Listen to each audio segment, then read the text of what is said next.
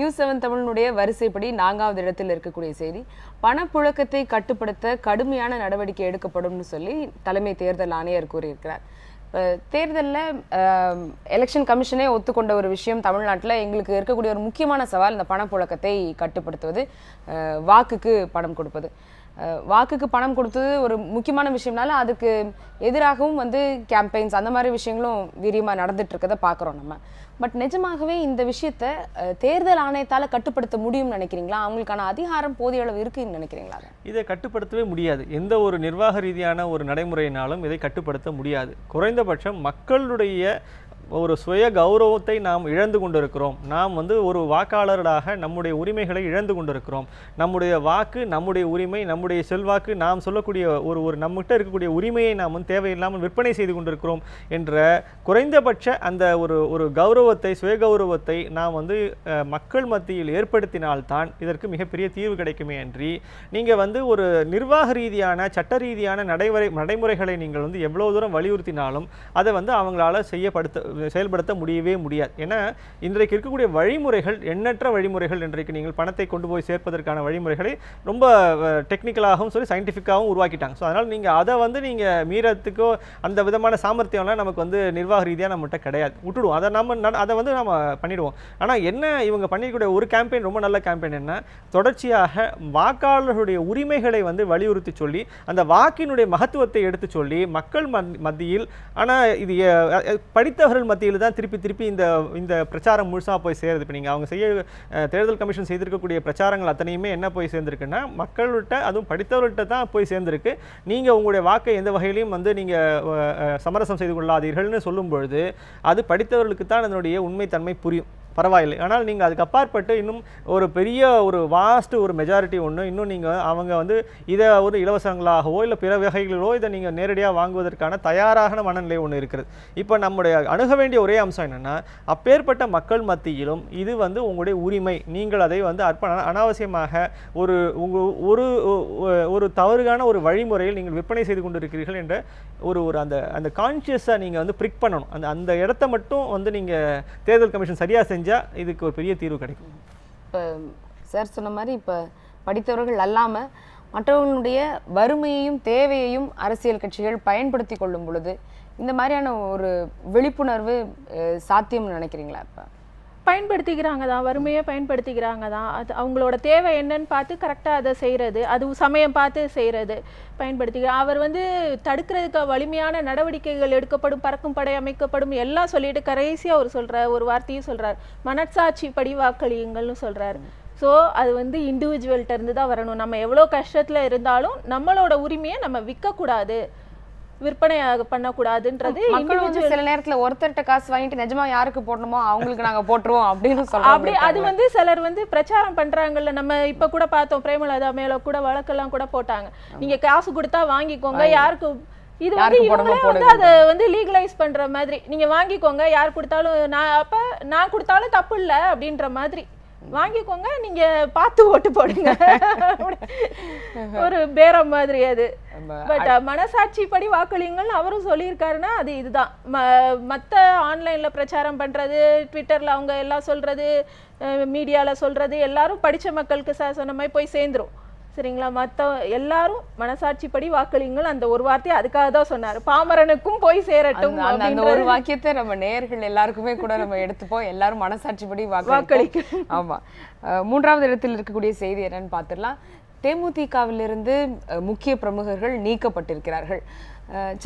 சந்திரகுமார் உட்பட அவர்களுடைய குழுவினர் ஒரு பிரஸ் மீட் நடத்தினதுக்கப்புறம் அவங்க தான் விலகி திமுகவுக்கு போவாங்கன்னு எல்லாரும் எதிர்பார்த்திருந்த வேளையில் இவங்க இப்படி பண்ணுவாங்களான்னு எதிர்பார்த்திருந்த மாதிரி தேமுதிகவிலிருந்து உடனடியாக அறிவிப்பு, இவங்க நீக்கப்படுறாங்கன்னு சொல்லி புதிய நிர்வாகிகள்லாம் அமைச்சிட்டாங்க.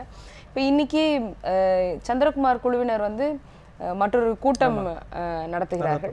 அவங்க இன்னும் நாங்கள் திமுகவுக்கு போகிறோம், இல்லை திமுகவிலேருந்து அழைப்பு இருக்குது, அந்த மாதிரியான அறிவிப்புகள் எதுவும் சந்திரகுமார் குழுவினர் எதுவும் இன்னும் கொடுக்கல, சொல்லலை எதுவுமே. ஆனால் திமுக கூட்டணியில் சேர வேண்டும் என்பதை தொடர்ந்து வலியுறுத்தி வருகிறார்கள்.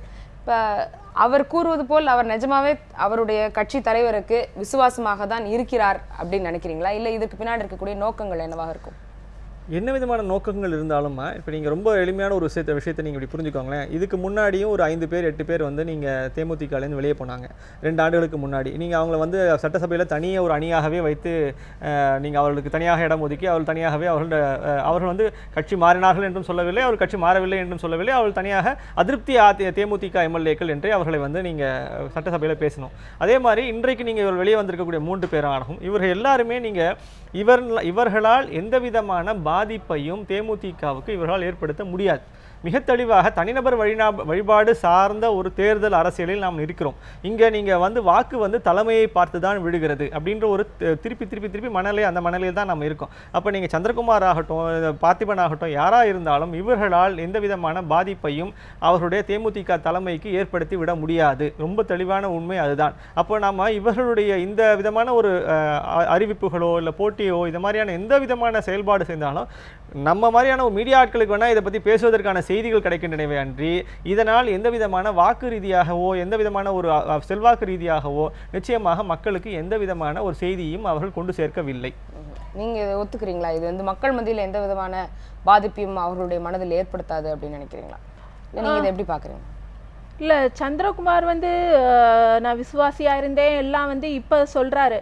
நான் அன்னைக்கு கெடு சொல்கிறாரு, நாளைக்கு மத்தியானத்துக்குள்ளே இவர் வந்து திமுக கூட்டணி முடிவை மறுபரிசீலனை செய்யணும்னு சொல்லிட்டு 24ஆம் தேதியே அவர் லெட்டர் கொடுத்துட்டேன்னு சொல்கிறாரு.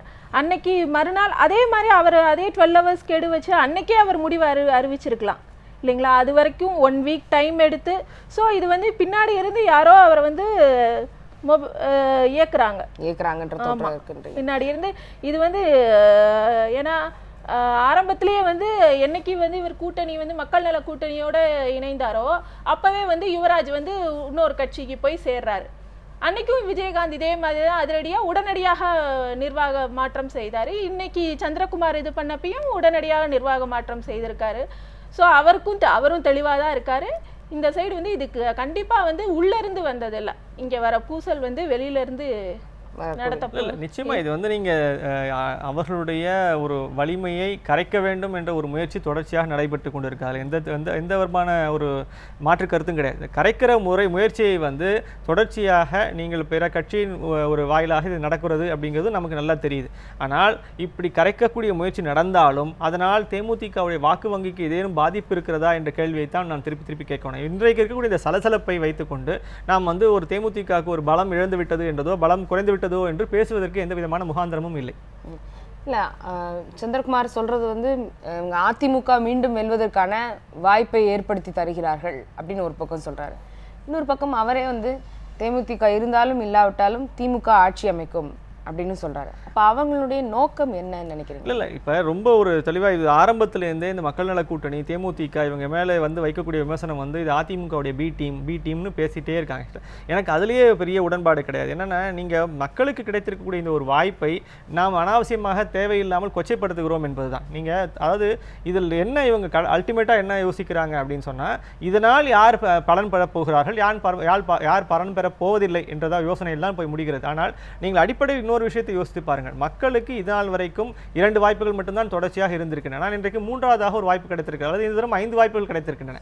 அப்போ இந்த வாய்ப்புகள் கிடைப்பது என்பதே ஒரு மிகப்பெரிய வளர்ச்சியாக நான் கருதுகிறேன். மக்களாகிய நாம் இங்க வந்து வாக்கு செலுத்த போகும்போது எனக்கு இந்த 2 பெரிய கட்சிகளும் பிடிக்கவில்லை, எனக்கு 3ஆவதாக ஒருவர் இருக்கிறாரா, 4ஆவதாக ஒருவர் இருக்கிறாரா, 5ஆவதாக ஒருவர் இருக்கிறாரா என்று தேடி பார்ப்பதற்கான கிடைக்கக்கூடிய வாய்ப்பை நீங்கள் வந்து எப்படி நீங்கள் அதுக்கு ஒரு அரசியல் ரீதியான அர்த்தங்கள் கற்பித்து இதனால் தான் பலன் வந்துவிட போகிறது, இதனால் தான் இவர்கள் தோற்க போகிறார்கள், இதனால் தான் இவர்கள் ஜெயிக்க போகிறார்கள் என்பதை மீண்டும் பேசுவதில் நாம் வந்து தேவையில்லாமல் மக்களுடைய வாய்ப்புகளை நாம் கொச்சைப்படுத்துகிறோம். மக்களுக்கு கிடைக்க வேண்டிய ஒரு வாய்ப்புகளை நாம் வந்து அனாவசியமாக அநீதியாக நாம் வந்து மறுக்கிறோம். ஆக்சுவலாக இது வந்து நீங்கள் மக்களுடைய எனக்கு இருக்கக்கூடிய வாய்ப்பு நீங்கள் போன ஒரு தான் பேசும்போது தனிநபருடைய ஒரு சுதந்திரத்தை பற்றி பேசுனீங்க. இப்போ எனக்கு தனிநபராக எனக்கு நீங்கள் ஒரு 5 பேர் இருந்தால் நான் அந்த சுதந்திரத்தை நீங்களே வந்து பறிக்கணும்னு நினைக்கிறீங்க? ஏடிஎம்கே பி டீம்ன்ற விமர்சனமே எங்க இருந்து தெரியுமா வருது? இவங்க வந்து மக்கள் நல கூட்டணியா இருக்கட்டும் முழுக்க வந்து திமுக விமர்சிக்கிற அளவுக்கு அதிமுகவை விமர்சிக்கல. ஸோ அந்த இடத்துல இருந்து தான் இது ஏடிஎம்கே பி டீமோ அப்படின்ற ஒரு சந்தேகமே வருது. அதிமுக விமர்சிக்கலன்னு சொல்ல விமர்சிக்கலன்னு சொல்லவே முடியாது.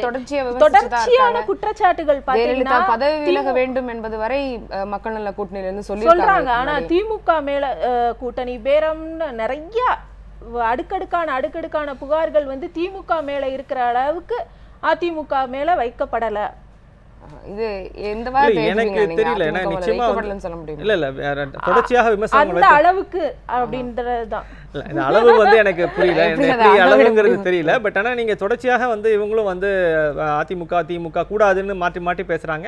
அண்ட் அதிமுக கூடாதுங்கிறது அவங்களும் தொடர்ச்சியாக பேசிக்கொண்டே தான் வருகிறாள். இப்போ நேற்று நீங்க ஜி.கே. வாசன் போய் சேர்ந்த பிற்பாடும் இது வெற்றி கூட்டணி அப்படிங்கிறது தான் அவங்க பேசுறாங்க. ஸோ அதனால எனக்கு தெரிஞ்சு இந்த ரெண்டு பெரிய கட்சிகள் மேலும் அந்த மக்கள் நல கூட்டணி வைத்துக்கொண்டு வரக்கூடிய விமர்சனங்கள் வந்து வலிமையாகத்தான் இருந்து வருகின்றன.